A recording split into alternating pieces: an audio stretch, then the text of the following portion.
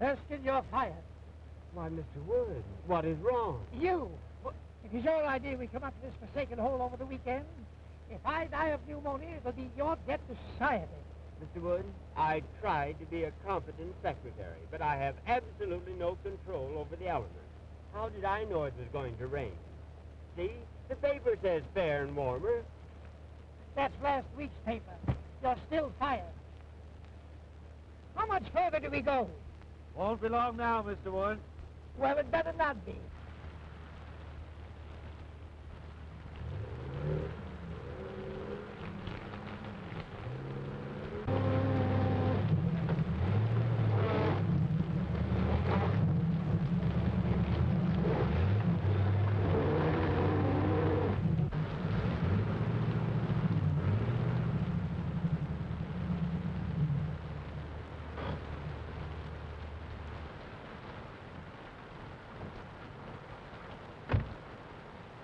Something the matter?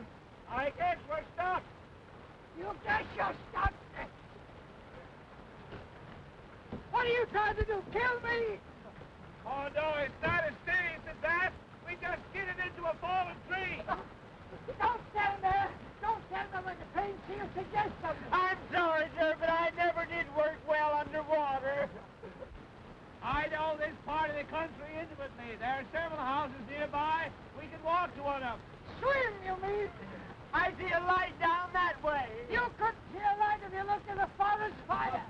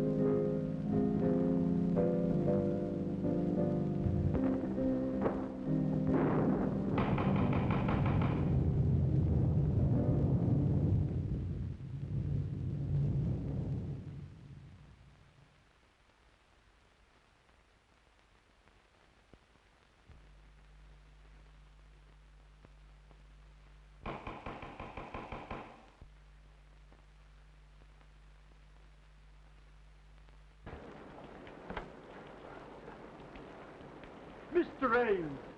Oh, hello, Caraway. I'm sorry. I didn't recognize this as Dr. Kent's house. Just a moment, Ames. I don't know who this Dr. Kent is, but I'm getting out of the storm even if it's to be the missing link. Yeah.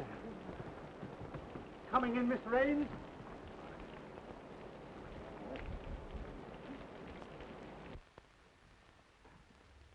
Ames! Well, this is a surprise. Good to see you. Yes, I suppose it is a surprise. We skidded off the road, hit a tree, and became mired in mud, and yours is the nearest house. Oh, pardon me, Dr. Kent. This is Herman Wood, the famous theatrical producer. You no doubt have heard of him, even if you haven't met him. Delighted, Mr. Wood. You're courageous to face the storms we have up here. Courageous. Insane, you mean? How do you do that? And this is Homer Erskine, his secretary. How are you, Erskine? All wet. I agree with you for once. Hello, Gloria. Glad to see me. More than you know. A certain gentleman here doesn't take our engagement seriously. Harry. Hello, Ames. How do you do? Gloria. This is Mr. Wood, Mr. Erskine, Miss Shaw, and Mr. Terry Gray. Oh, Mr. Wood, I've heard so much about you. Yeah, I was afraid of that. How are you, young man? Still quite normal, thank you. Nice of you all to drop in like this. Your idea, wasn't it, Ames? After all, you were invited. That had nothing to do with it, and I assure you I wouldn't be here now if I could help it. We were just driving to my place where Mr. Wood was going to hear me read my latest play. Another play, Preston? My, you are prolific. Well, play or no play, I ought to be in New York, in bed. Well, I'm afraid you'll have to remain my guest for the night. My chauffeur tells me the roads are completely out. Oh, forgive me for keeping you in these wet things. I'll have Caraway show you to some rooms immediately. Then you'll join us for a cocktail before dinner for your staying, of course. Well, I like the cocktail part of the program. Oh, Caraway, take Mr. Ames and his friends upstairs immediately. Owing to the storm, they're going to stay for the evening. Yes, sir. This way, please.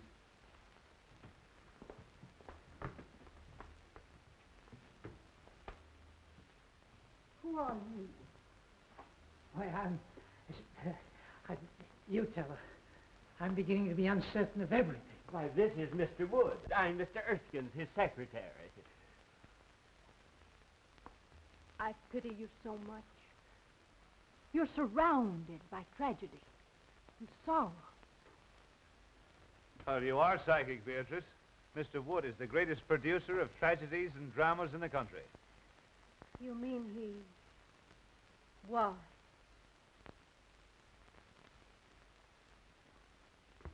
Hey, Ames, about this play of yours. Why, yes, it's in my bag. As long as we can't reach my place, why not let me read it to you here?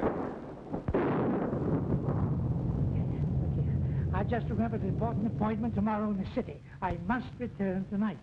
Isn't that right? Yes, absolutely. He has to address the Travelers' Aid Society on the proper way to fold a timetable. My dear Mr. Wood, I would gladly assist you, but until the storm abates, there's no way of reaching the city. Well, we may as well accept the situation, Mr. Wood. We'll have a good dinner and then retire to Dr. Kent's study for a nice, quiet reading. Perhaps it'll make you appreciate my play all the more. They say a full stomach breeds tolerance. Well, something tells me I shall need it.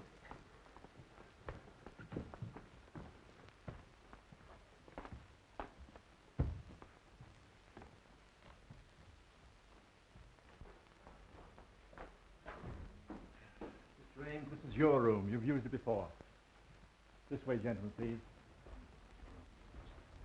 This is yours, sir. Right. And this is yours.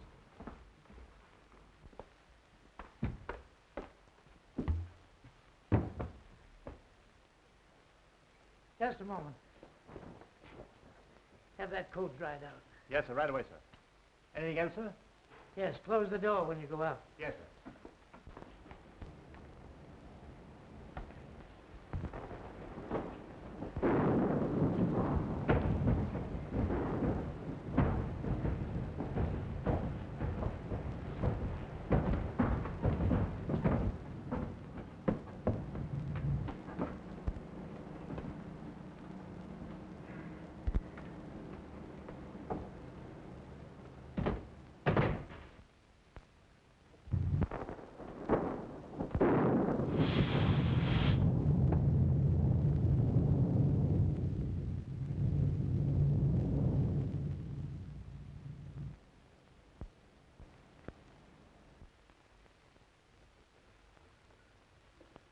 Well, the ghost walks tonight or never.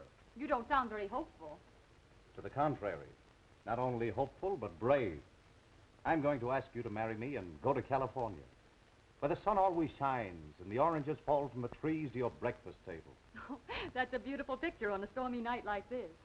But with or without the oranges and sunshine, you know I won't marry you, Terry, because I love someone else. Terry! Pardon me?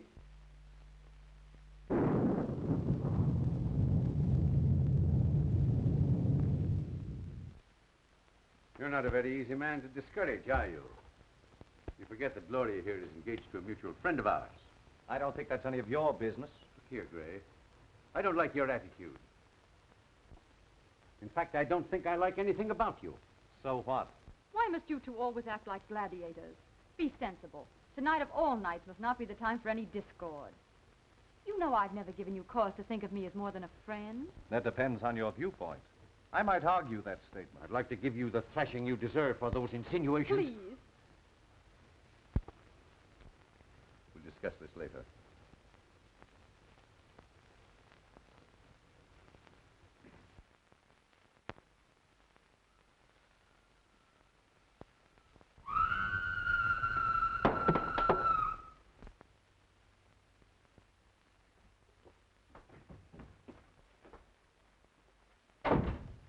Erskine. Did you hear that scream? Yes, you sounded like a grand opera star with acute indigestion.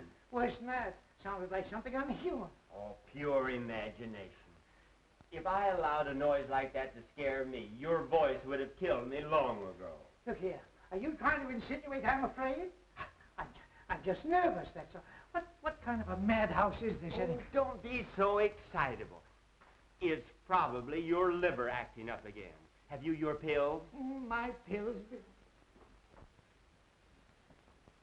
Any of you folks here scream? Yes, it frightened me too. Yes, I can't understand where it came from. Tell them where it came from, Ames. You've heard it before. Why scare your friends unnecessarily? Perhaps you're right. Any scream you may have heard probably came from Beatrice's room. She's Dr. Kent's patient and Mr. Gray's sister. You met at the foot of the stairs. She's just a little irrational at times. Well, as far as I know, it's nothing to worry about. Simply emotional outbursts. Don't you just love a night like this? This old house seems to belong in the rain and thunder. I read a book once about an old, old house, and oh, I don't know how many murders happened on just such a night as this.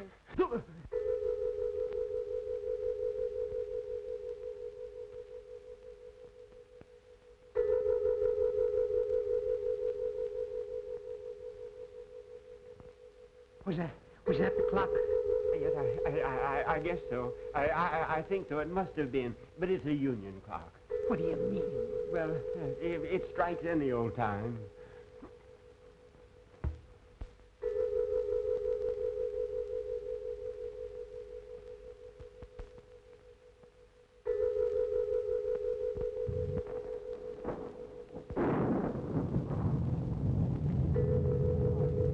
What's the matter with Beatrice?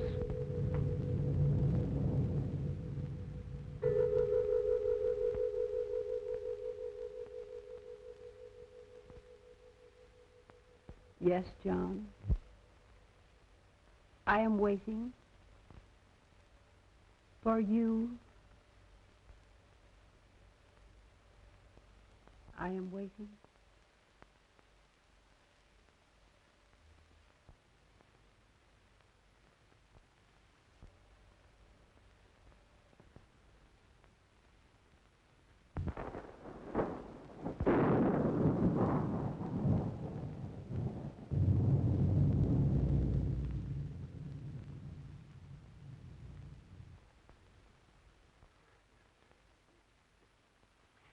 That woman gives me goose pimples.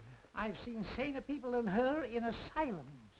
I'm sorry this had to happen. Beatrice's spells are unnerving to a stranger, but after one gets to know her... Know her. Say, if I never see her again, I'll be satisfied.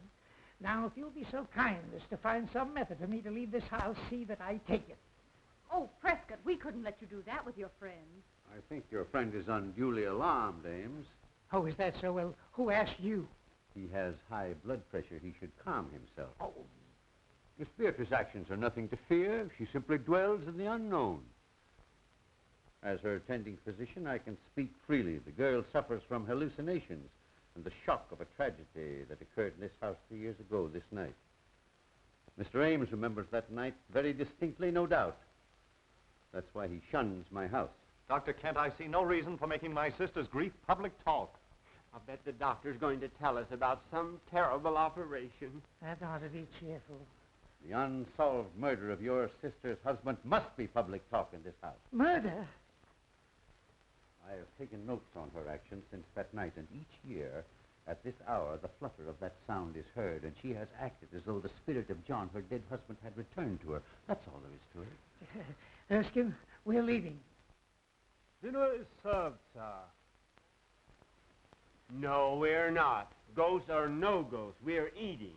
We're leaving. You're disobeying my orders. No, I'm not. You fired me an hour ago.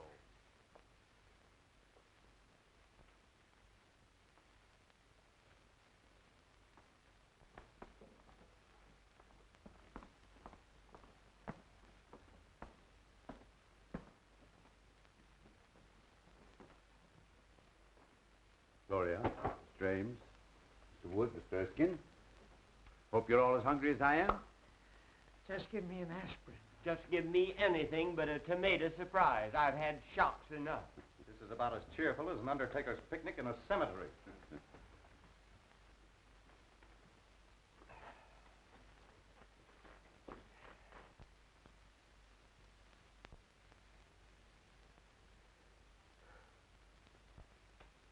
You're right on time, John. I was so afraid you might disappoint me. Mr. Wood, I think you're right. We better leave, now that John's here. Yes, Erskine, I'm not a cowardly man by nature, but my nerves won't stand this any longer. That woman is dangerous. My friends, please.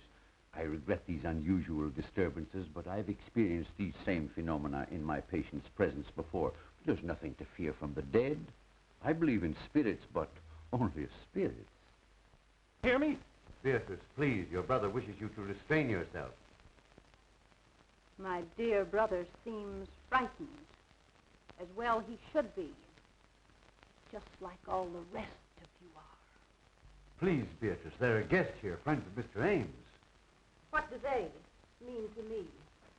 You, Terry Gray. You, Miss Gloria Shaw. And you, my delightful friend, know what that blood stain is.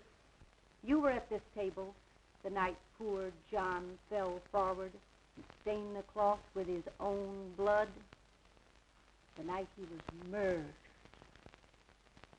By one of you. Why, that's a lie. Open that door. Claire, I'll call the police.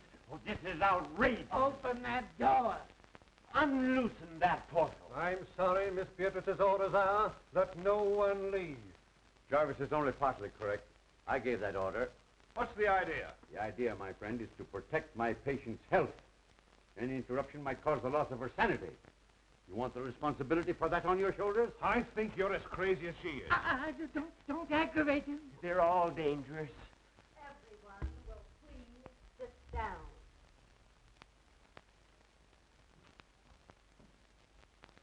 You can't frighten me into anything. I don't know who killed your husband, but I believe your brother can tell you. I thought you'd try to insinuate something like that, and I'm glad you did. Now I can voice what I've suspicioned these past years. You were jealous of John. You wanted to marry Beatrice for money. You, a penniless hack playwright. She preferred John, and you killed him. There's always been insanity in your family. Wait. He's right. I, too, always thought you killed John. You're unscrupulous enough to have done it. That's enough of that kind of talk. You aren't free from suspicion either. As John's cousin, you inherited more money from his death than I did. How dare you say that? I can't listen any longer. In the name of humanity, allow Erskine and I to get out of here before they kill each other. I appreciate that we have outside witnesses to what is going to happen. There is a murderer in this room, and we're going to find him. John, tell me the person who killed you. Speak quickly. Why don't you admit it? Hurry, before it is too late. You'll talk now or I'll break your neck. Lights! John! John! Speak to me, John! Jarvis, turn on those lights.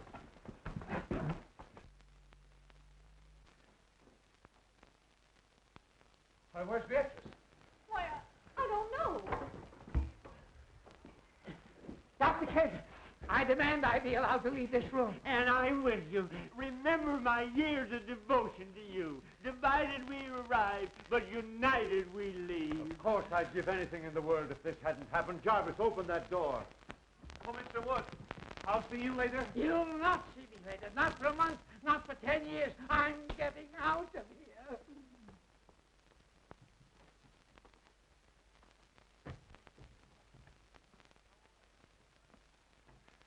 And so ends the first act of my little play.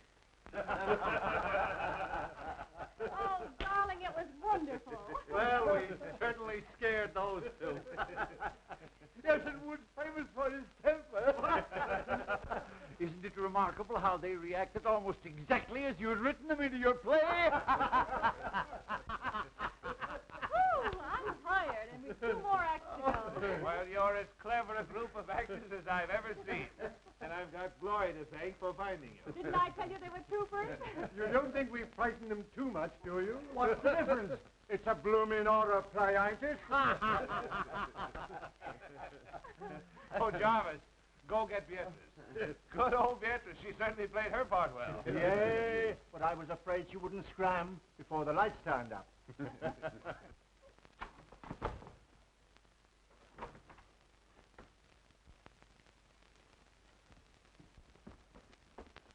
Beatrice, are you hurt? Beatrice, what's the matter? Speak. She's dead. This isn't my room. No. And whoever it does belong to has a gun. A gun? No. Let's don't annoy. Oh, shut up. This may come in handy. A manuscript. The Ghost Walks by Prescott Ames.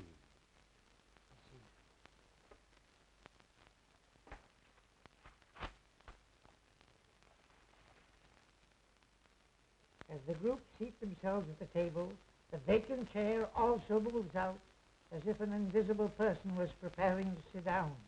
All eyes are on the chair. As the vacant chair slides back to the table, Beatrice addresses its invisible occupant.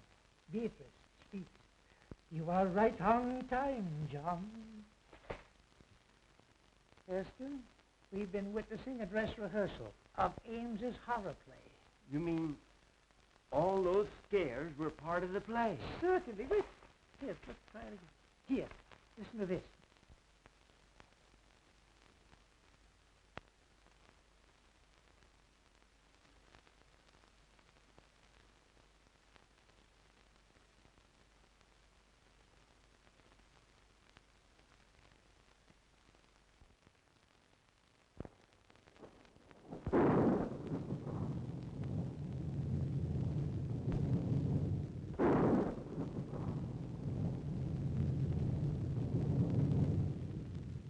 I'm afraid my play has been surpassed.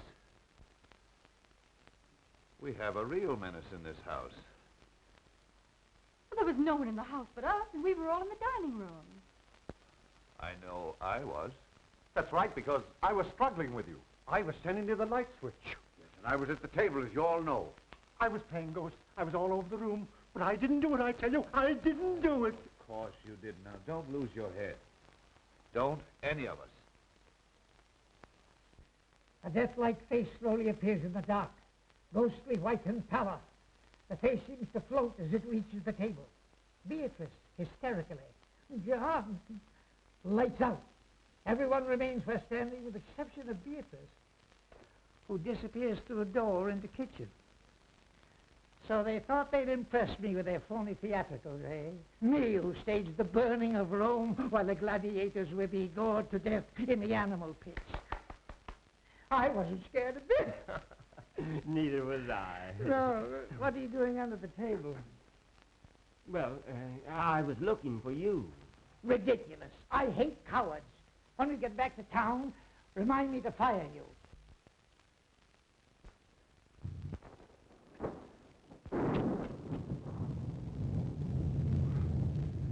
Let the play continue.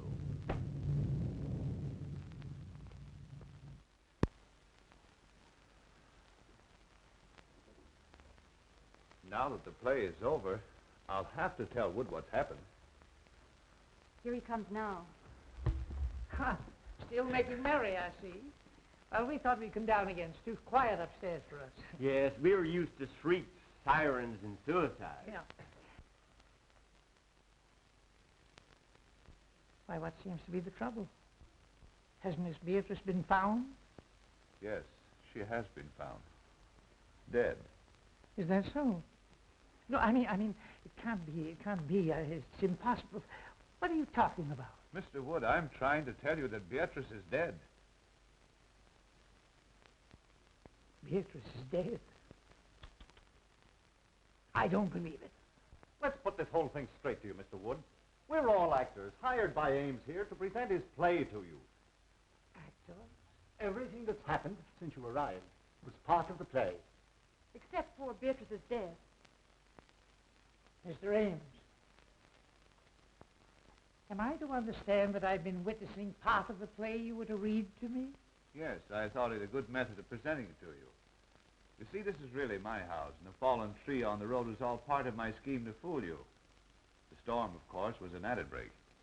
Well, if these chills and thrills have been theatricals, where does the death of Beatrice fit in? Surely you don't destroy your characters. Somebody evidently does. We don't know any more about it than you do. The police should be notified. Now, wait a moment, everyone, please. I know that this is even more confusing to Mr. Wood than it is to us. He still believes we're putting on the play. So the only thing we can do is to show him Beatrice. By all means, do. Yes, death is no novelty to us. No. We stage it 8 times a week, including matinees. And benefits. Now, remember, no one is to touch the body until the police arrive. In there.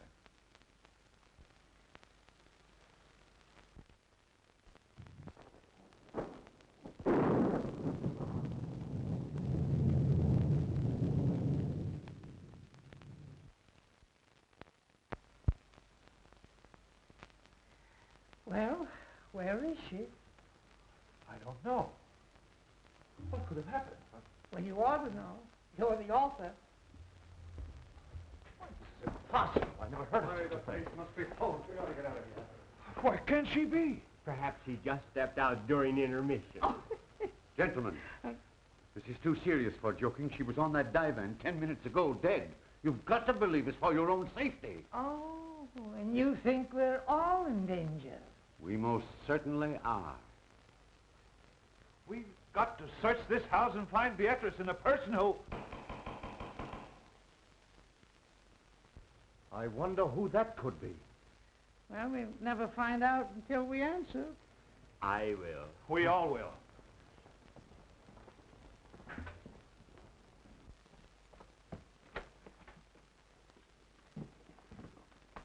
Who are you? Who are you? A guard from the Greystone Sanitarium. Seen anything of an escaped patient around here? What kind of a patient? A quiet one, until disturbed, at which time he becomes slightly murderous. Well, so help me if this ain't a night. Oh, what's going to happen to us next? Who are these people? I didn't know anyone was living here until I saw the lights. What makes you think he came here? Empty houses make good hideouts. I never saw or heard of anyone living here in the past few years. Well, I've been living here about a month. I think you've come to the right house at that. Yes? Has anything happened? Uh-huh. A murder and a disappearance. What are you winking about? Winking? Why, my dear man, you're saying things. I simply stated a murder had been committed. Murder? Ah. Well, it's him all right, then. Well, who is this man you're looking for? At the sanitarium, we'd call him Case 222. I guess you'd call him a homicidal maniac. A maniac? And you think he's loose in this house? Now, be perfectly calm. If my patient is here, and you scare him with hysterics, he might tear you apart to see what caused the excitement. Oh. That reminds me. Has anyone called appearance? No. Well, that's a usual procedure, isn't it? Oh, we forgot to, I suppose. But there's a telephone right here in the study. Telephone?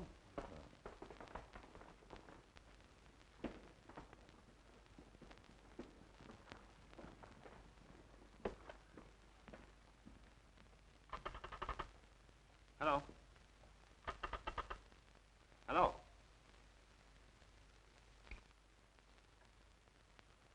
Cut. I suppose no one knows who did this. Why should we?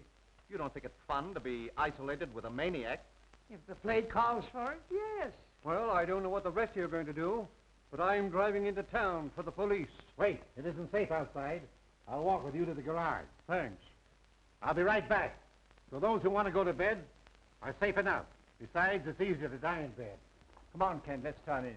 It's as safe up there as here if we lock our bedroom doors.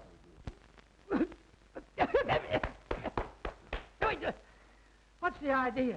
Why, you're choking terribly. Well, can you do any better?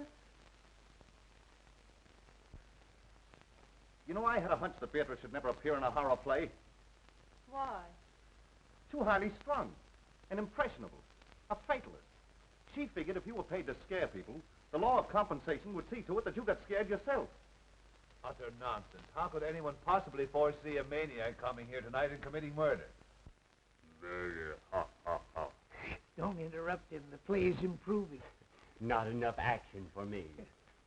Tell me, Ames, just how did you happen to come to this house yourself? Funny you should mention that. I was just asking myself the same question. Of course, you saw that painting in the drawing room of Gussie Gillis. Sure, everybody knew him. And his history? Naturally. Personally, I thought he was the worst butcher who ever severed a tonsil. Right. And you remember how 9 of his patients mysteriously disappeared after he treated them? They were murdered. And when the police came to arrest him right here in this house, he committed suicide. He lost his mind from the strain of his surgical work, I guess. Get to the point, man. I know all that record.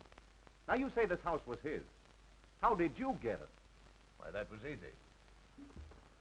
I simply advertised for an old, isolated country home. And the real estate agent for the Gillis estate answered and said he'd be glad to rent me this place. It's been vacant ever since the doctor's death. People were afraid to live in it because of the crimes that were committed here. It's supposed to be haunted. And the local people swear they've seen the lights go on and off in this house even while it stood unoccupied. Well, the rest of the story is short. I wanted to write a play in the same atmosphere he had lived his ghoulish life, so here I am. I'll bet he'll come back to haunt you for this. Jarvis get away all right? Yes. There's no one around the ground, so I think I'll search upstairs. I'll go up, too. I'm going to bed. And I'm resigning from your cast. You playwrights are all screwy. I take it that this ends the second act. Now, if you don't mind me saying so, I think your play is rotten. Well spoken, Erskine. Forget about being fired. Let's go to bed. Yes, go to bed, Mr. Wood, and get some sleep. You insist the play is still on, but we've tried to tell you that it's ended in a tragedy. Good night, sir. Good night, Miss Gloria. Good night. Ames? Good night. Be sure and let us know if anyone else is murdered. I can't convince those fools. They insist we're still playing for their benefit. Oh, I wish we were out of this dreadful house. First it was Terry pestering me, and now this awful tragedy of tonight. Don't worry, dear. You look all worn out. You get some sleep, and I'll see that nothing disturbs you. Oh, I'm too frightened to sleep. Tell me the truth. Who do you think could have killed Beatrice, and where do you think she could be? Well, personally, I believe it was just a burglar who's long since disappeared. Then why would he steal the body? Oh, to cover up the crime, I suppose. Now, you go to bed, dear.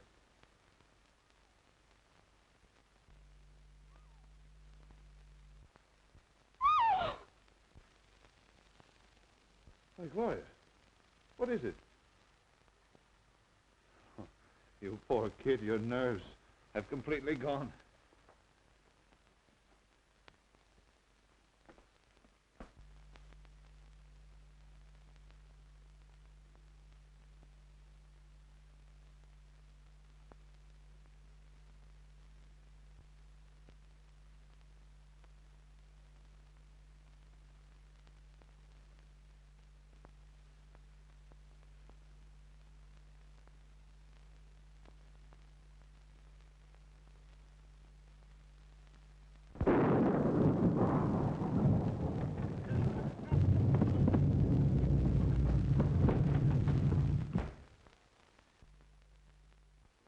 Oh, it's you.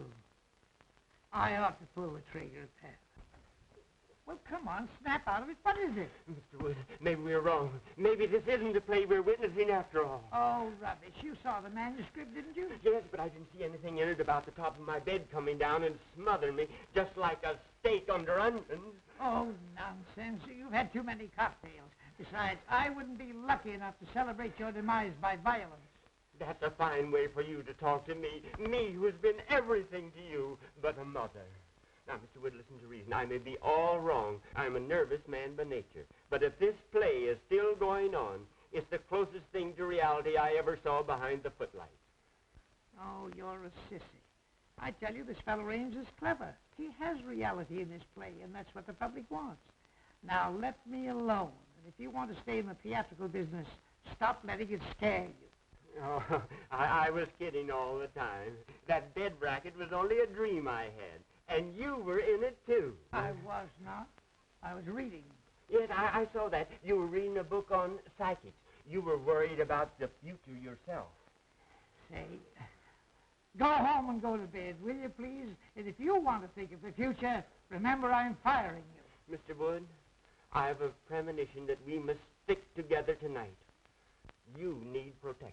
You mean you do? You're trying to muscle into my bed because you're frightened. Go home. Oh, my dear employer, play or no play, I have no relish for my own couch. Move over.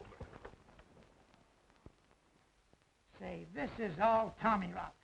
You've got the mind of an oyster and the nerve of an acrobat. As my secretary, I do allow you to share my office, but that does not include my bed. Hey, you were born in October, weren't you? Yes, during the National Apple Week. Why? It says here, your type is the instincts of a bloodhound, the heritage of the homing pigeon, the attributes of the ferret, and the heart of a lion. Yet you snuggle beneath my quilts, you cream puff, because of make-believe players scaring you. You're fired once and for all. Will you please close my mouth if I'm snoring? I have adenoids. Adenoids, too? Hi-ho.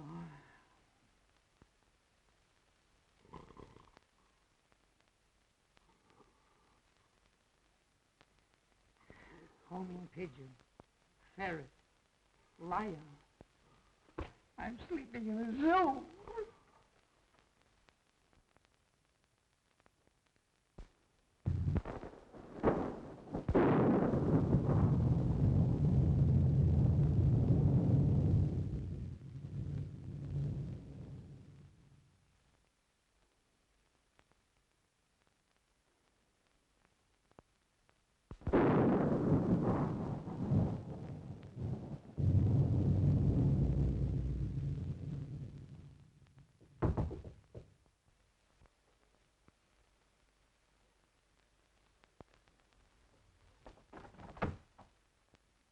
I was worried about you.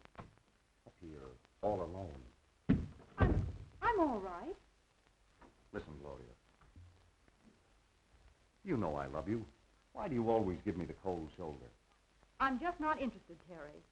Why did you come here? It makes it very embarrassing. Oh, I know. You're afraid your playwright sweetheart would be jealous if he knew I was here. Well, I wish he could see you now. I just came in to say goodbye. I'm walking out on this play, but I've got a curtain speech to make. And this is it. Stop, Terry!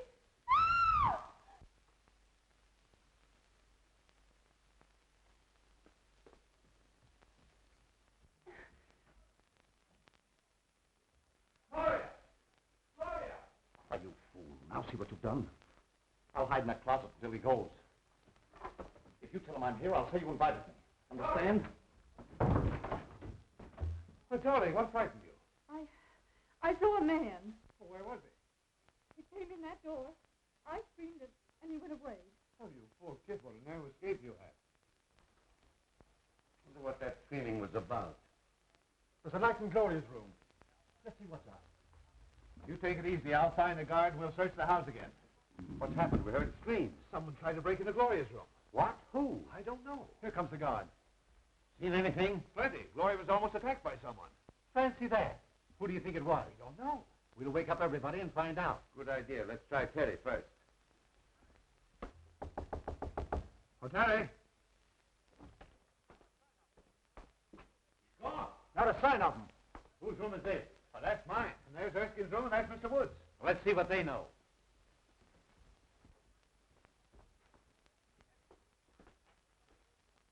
Empty. Darn the luck. I wonder if that maniac could have tried Woods' room before my mind snaps to. Eh? Oh.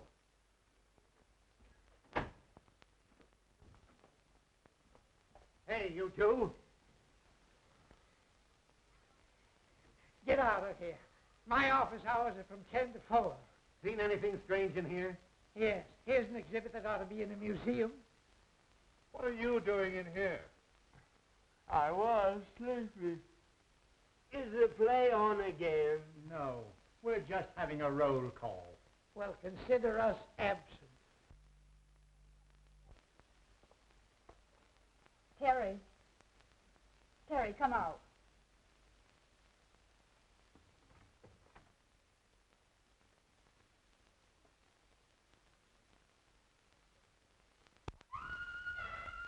Gloria. What, again? Oh, let's don't miss this. I might as well be a fireman.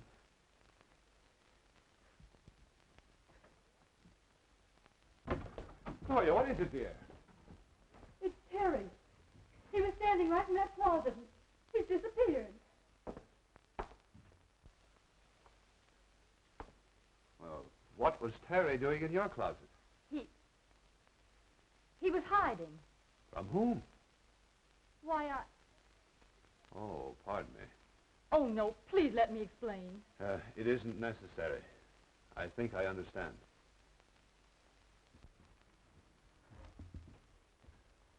I'd sooner trust a lunatic than I would a Yes, woman. they're more reliable.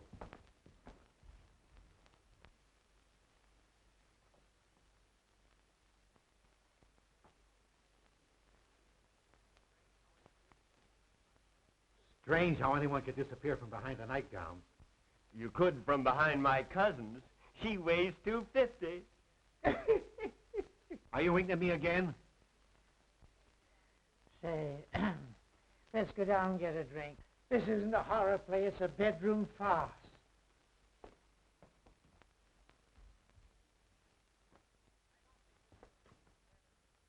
I don't think this situation is fair to me. You people are of very little help. That patient of mine is evaporating. He thinks all I've got to do is to look for him. Besides, I promised to be a fourth of bridge tonight with some friends of mine. Speaking of wasting time, Jarvis should have been back from town with the police long ago. Oh, Caraway. Will you and Kent go back upstairs, please? Just to be near Gloria. I couldn't stand seeing her myself just now, but I don't want to expose her to unnecessary danger. I understand. We'll be glad to help. I'd just as soon go up again anyway. I'm dead. Please don't use that word. I don't like that fella Caraway. Oh, forget it. He's just a seedy butler. Well, I feel duty-bound to see this night through. I live here and all that, but I'm beginning to reach a breaking point. The situation is getting out of hand. It seems to me you're about as useless a guard as I've ever seen. Well, I've worked in 2 penitentiaries and 3 asylums and never had any complaints. Best actor of the bunch. Well, boys, I'm going to retire from now for the second time tonight. Ames, go on with your rehearsal, but don't disturb me for the finale. And again I say, good night. Please continue. I never walk out on anything that doesn't cost me something. What does he mean? Oh, these fools think we're putting on a play for their benefit. I'm hungry.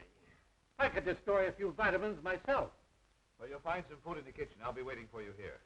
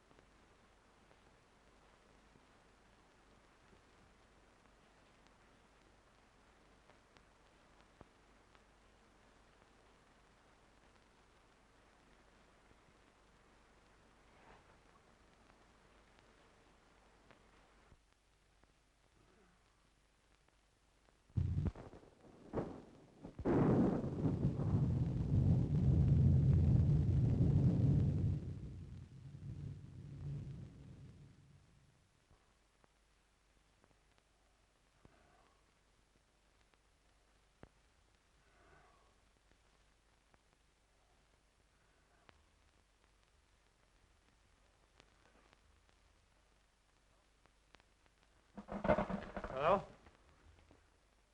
What are you doing down here? Why, I just came down to get some cigarettes. Well, you shouldn't have left Gloria upstairs alone. Well, I'm not her guardian. If you're so anxious about her, why don't you go upstairs and play watchman yourself? That's just what we're both going to do. Well, the scene shifts. So do I.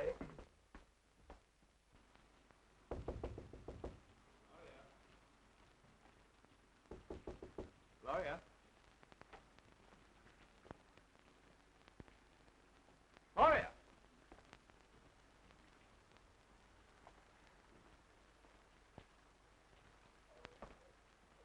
I smell chloroform. This is all your fault. I told you not to leave her alone. We'll arouse everyone. Okay. Well, Mr. Woods. He's probably in his room. I shouldn't cue you, but here comes Kent now. Oh, Kent, Yeah? Gloria's disappeared. Huh? Say, have you been out in the rain? No, why? Well, whoever stole Gloria took her out of the window into the rain.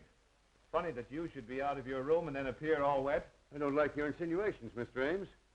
If you must know, I couldn't sleep. I was going to take a bath in the tub and turned on the shower by mistake. That's what I would call a watertight alibi. Maybe Mr. Wood knows something.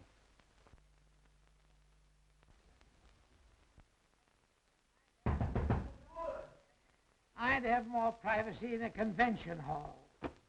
Come in. Mr. Woods, some gentlemen to see you. Have you seen Gloria? She doesn't seem to be here. Why? Gloria has been kidnapped. Goody, goody. I say, that's beastly rude of you. They accuse me, but I think Teddy's the guilty one. He's gone, too. They've got to search the whole place over again. Get up and see the fun. It's better than looking for a good candidate before an election. Not me. I'm staying right here. Now, if they don't stop this fool play and get out of here, I'll rid the world of the entire cast. All right, stay here. I hope you're the next victim.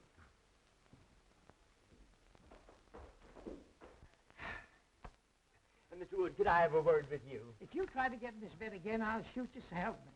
I only wanted to say that you're right, as usual. The play is still going on. Of course I'm right. I know the theater like Barnum knew his elephants. And I'm not cross with you, Erskine. In fact, I'm going to raise your salary. Thanks. People don't disappear every 5 minutes in real life. Unfortunately, some don't. I'd like to get some sleep. But the play... Earn some of the money that I pay you by watching it for me. Why, I thought you fired me. Not till we get back to town. Now, shut up and get up. Guard! Guard! Huh? What do you want? Fine help you are. Gloria's been stolen. You're standing around here eating chicken. Well, one must eat occasionally. What makes you think the lady was stolen? Rather an antiquated way to acquire a woman, isn't it? Oh, shut up. Her window was open. She must have been taken out of the house. I'm going to search the grounds. I'm with you, Ames. Hey, you. Come here. Where's your friend? If you mean my honored employer, he's upstairs in bed. I think I'll go up and look him over.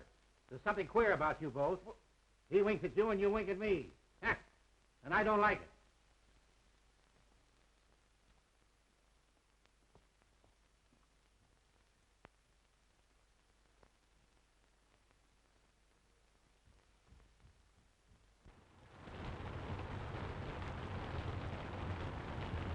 We'll make a careful search of the ground. You go that way, now go this. We'll search the house and I'll meet you front. Right.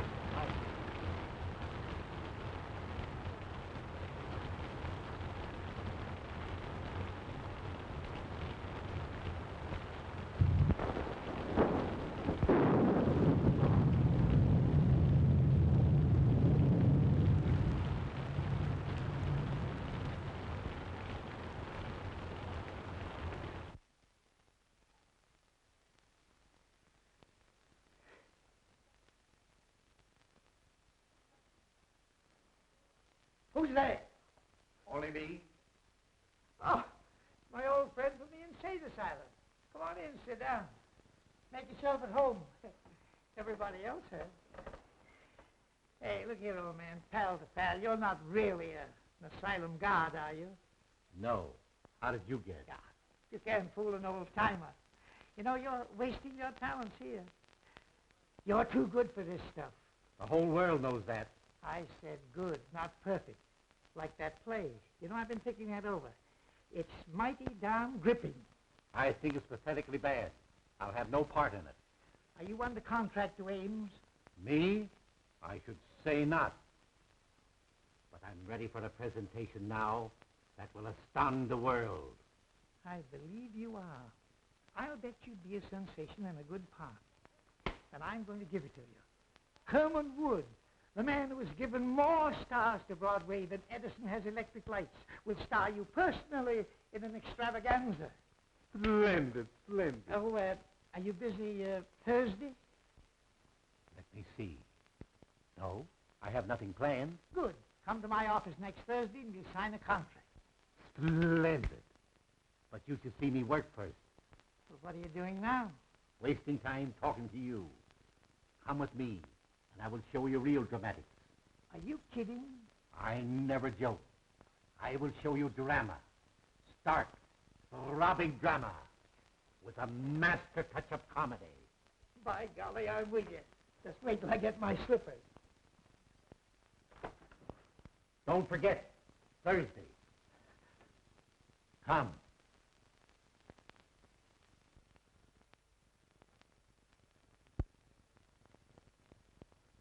I'd feel a lot safer if I had my gun.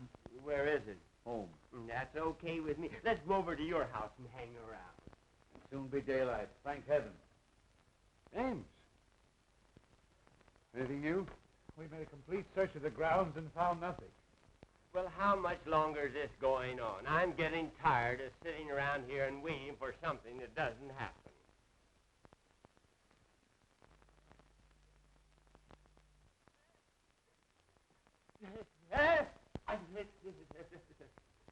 The picture. It's alive. It winged. What's the matter with him? He must be balmy.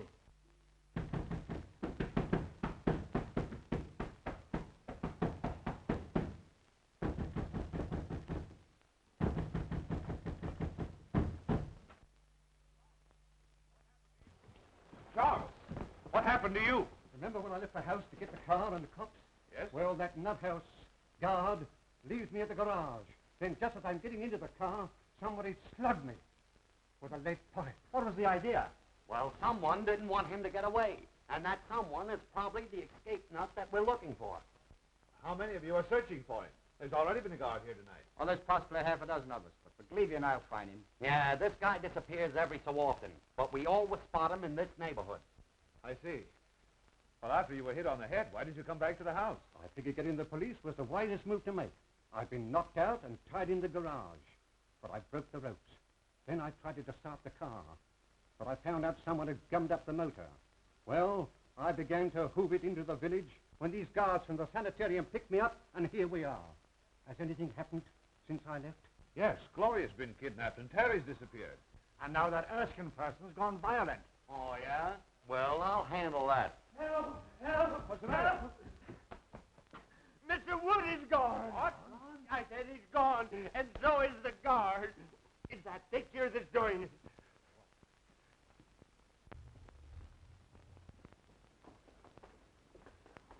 Oh, what's the matter with it? Its eyes moved. It glared at me. Why, it's as solid as the wall. You're daffy. Those eyes never stared out of nothing but a paint pot. I say someone looked out of that painting. Okay, brother, we'll soon find out who's nuts around here.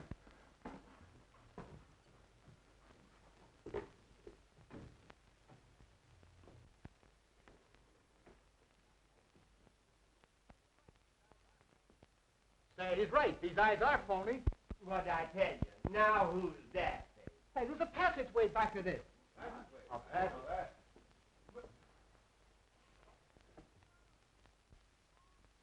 Look! It's moving!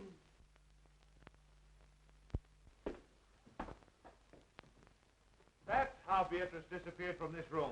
Well, I'm going to find out where it leads to. I'll go with you. Be careful. It looks dangerous.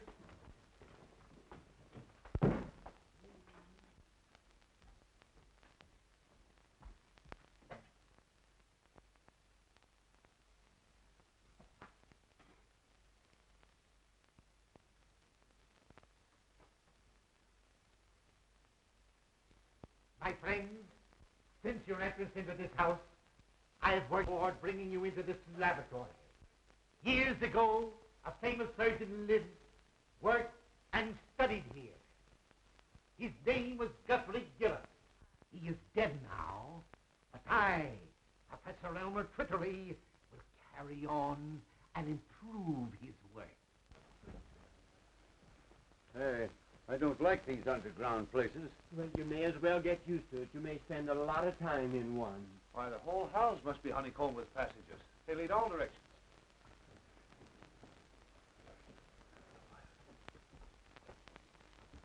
I am the greatest genius you have ever seen. I have mastered my work. Work that has produced power almost divine.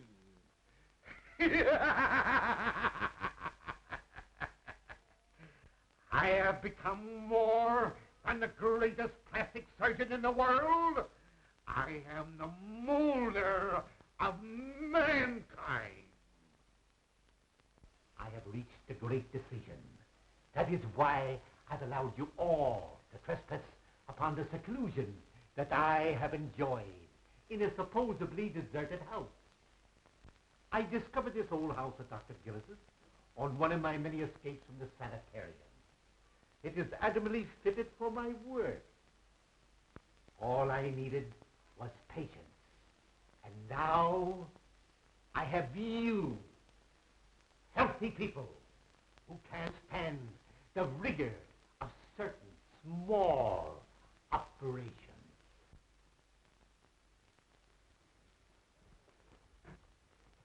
Now, wait. This looks like a door.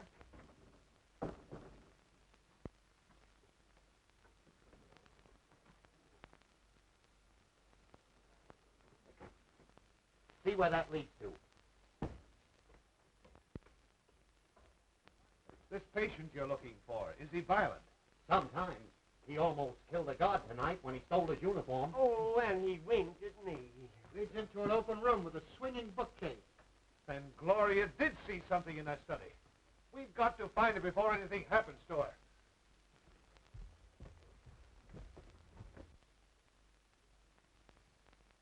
It seems to me this is the fluid I used to paralyze the mice with yesterday. I think I meant to use it on your friend Beatrice. But somehow I became somewhat confused. So now the poor girl is dead. Forgive my stupidity. I will be more careful to see that you don't suffer the accidental death she did. I have brought back the spark of life. I am colossal.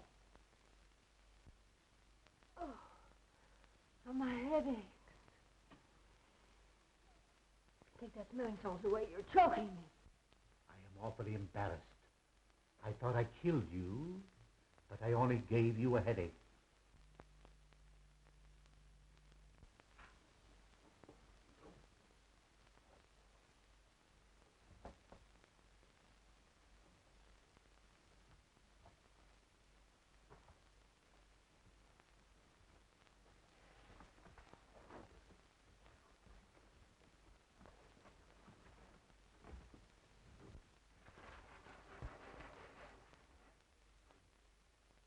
I ask your indulgence in looking at this chart. You will notice the various noses, eyes, and chins. You all have an ideal, a face you envy. You can have your choice of alterations. You understand, my operations run in series. You may look as you wish now. Utterly, I will slowly change you to fit my model. Young lady, you shall have the honor of being the first on my table. I shall require very little from any of you. Just enough to begin my work. A feature from you, a bone from him, and a cartilage from that one. It's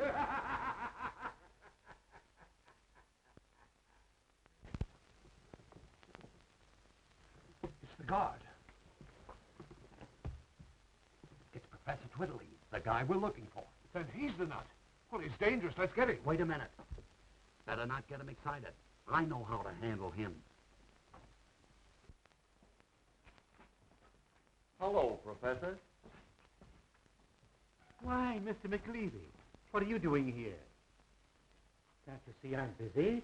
Sure, but you've got to come home with us. It's important. Home? Is there anything wrong? Why, don't you remember?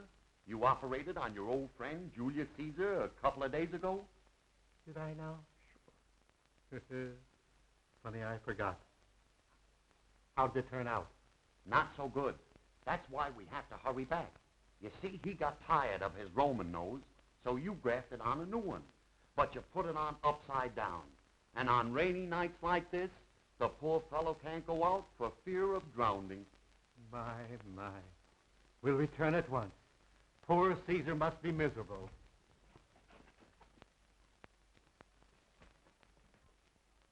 Oh, Prescott, take me out of here. I never want to see another horror play. Well, don't worry. I'll never write another one. Yes, you will.